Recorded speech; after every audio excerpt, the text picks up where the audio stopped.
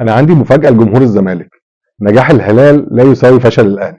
نجاح الهلال هو جزء من نجاح العربي، زي ما نجاح الاهلي جزء من نجاح العربي. المشكلة دايما في ان ده احساس انت عمرك ما حسيته ولا عمرك هتحسه. نادي الهلال اللي سهرنا لغاية الفجر امبارح بنتفرج على سيمفونية من النجاح.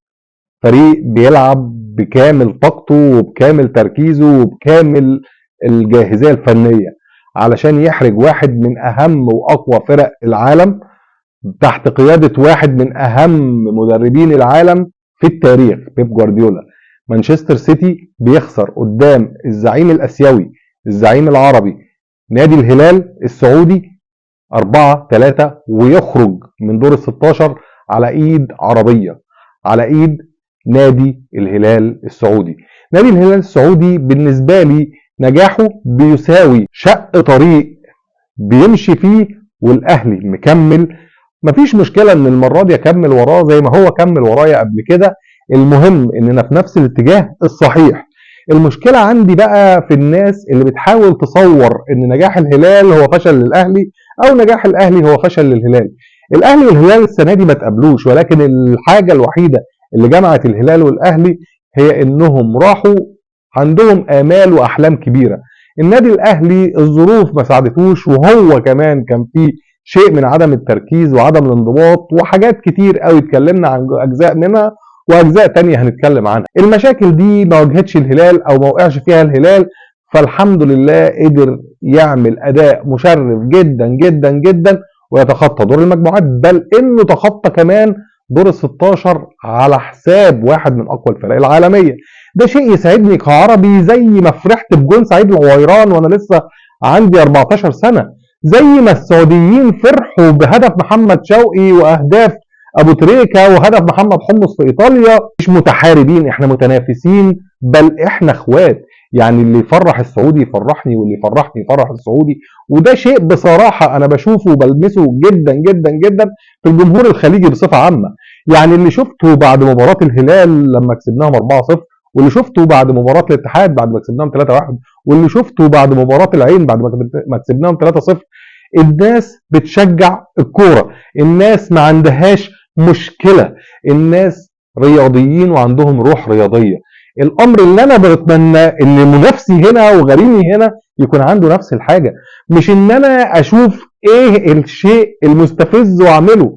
الزمالك لا يوجد له اي صله بكاس العالم للانديه الا صله واحده بس، انه يشوف اي حاجه يلقح بيها على الاهلي وخلاص.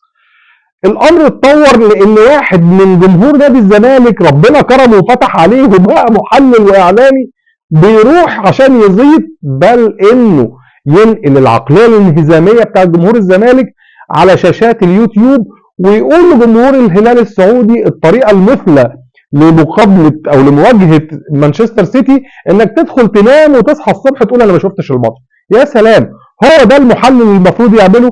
المحلل المفروض يقعد قدام الشاشة ويقول للناس الطريقة الجيدة اللي تقدر بيها تتغلب على قوة فريق مرعب زي السيتي، انك تعمل 1 2 3. هيبقى عندهم اوراق قوية جدا تنفع تتمسك بالشكل الفلاني، واتمنى ان فلان الفلاني يبقى في اعلى فورمة عنده النهاردة علشان نقدر نعمل حاجة.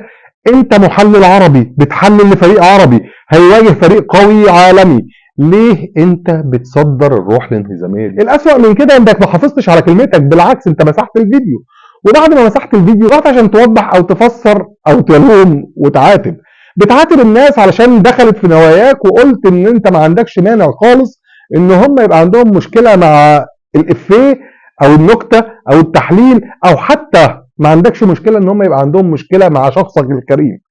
الا انك يا عفيفي بتشرب من نفس الكاس اللي انت صبيته لمحمد ابو تريكه زمان.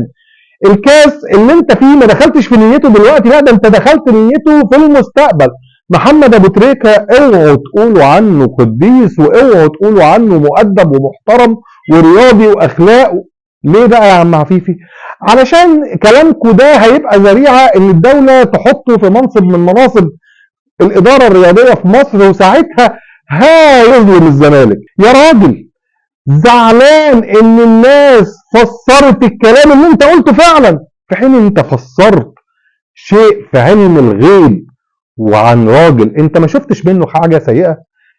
انت ماسك في كوره محمد ابو تريكه اللي اتضرب فيها من بره ال 18 واتحسبت له ضربه جزاء في حين ان هو اعترف. انت عندك كام واحد مثل وخد ضربات جزاء كسبتوا بيها بطولات ومحدش فيهم اعترف نص اعتراف ولا قال انا غلطان. محمد ابو تريكه لما عمل كده قال انا غلطان، وده بيحصل احيانا في الكوره، لكن انا ما كانش المفروض اعمل كده. انت نقلت عقليه انهزاميه وتواجهت بعقليه عجيبه في السعوديه، عقليه غريبه جدا عليك. بلد وشعب ما بيقبلوش ان حد يقلل من ممثلهم.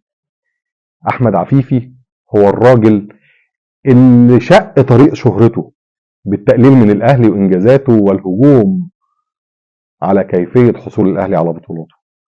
جه الوقت اللي بيحاسب على المشاريب. يا احمد يا عفيفي، انت بتشرب من نفس الكاس. سلام.